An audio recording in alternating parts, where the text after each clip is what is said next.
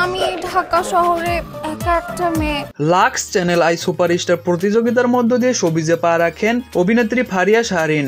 এরই মধ্যে কাজ করেছেন বেশ কিছু নাটক ও বিজ্ঞাপনে। তবে কাজল আরিফিন অমির ব্যাচেলার পয়েন্টের সুবাদে অন্তরা চরিত্র দিয়ে দর্শক মহলে প্রশংসিত হন তিনি। বিয়ে করেছেন বেশ কয়েক বছর হলো, কন্যা সন্তানের মাও হয়েছেন ইতিমধ্যে, ফলে অভিনয় এখন নেই তিনি।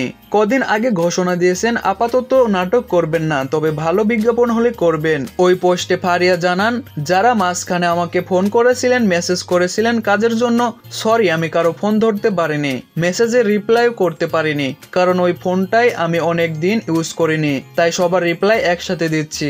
আপাতত নাটকে কাজ করছি না, তবে করব এটাও জানি না, কিন্তু ভালো টিভিসি হলে করব। ধন্যবাদ।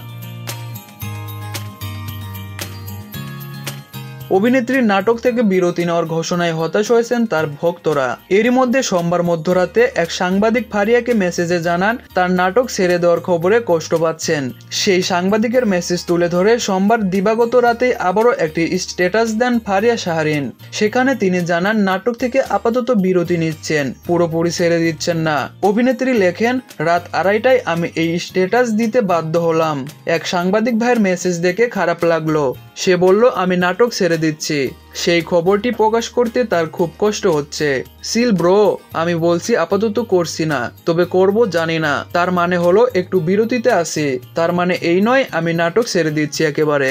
এরপর সাংবাদিকদের উদ্দেশ্যে ফারিয়া শাহরিন বলেন, যেসব সাংবাদিক ভাইয়া নিউজ করছেন আমি নাটক ছেড়ে দিছি, তারা দয়া করে আমার স্ট্যাটাস ভালো করে পড়বেন, ভুল নিউজ ছড়াবেন না, আমার অনুরোধ।